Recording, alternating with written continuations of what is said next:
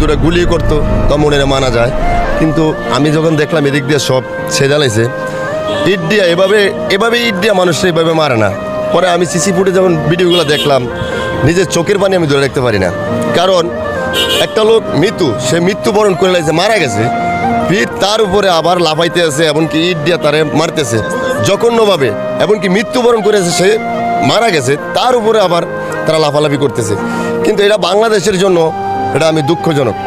এটা 4 থেকে 5টা লোকে এই জায়গার ভিতরে এতগুলো লোকগুলারে মারলো, হাজার হাজার মানুষ তাকায় দেখতেছে, যাইতেছে, তখন কেউ প্রতি উত্তর করে না। আজ আমরা একটু সান্ত্বনার মধ্যে তার জন্য মিছিল মিটিং করতেছি, কিন্তু কেউ এসে সামনে এসে তখন প্রতি উত্তর করলো না। এবং আমার কথাটা হয়তো কেউ অন্যভাবেও নিতে পারেন। যখন তারা 4-5টা লোক মারতেছে, এখানে হাজার হাজার লোক আইতেছে যাইতেছে, ধরেন একটা লোক আরেকটা লোকে ধরেন, দেখেন ওরা পালায়া দৌড় দিব, কিন্তু মারতেছে, চেঁচাইতেছে,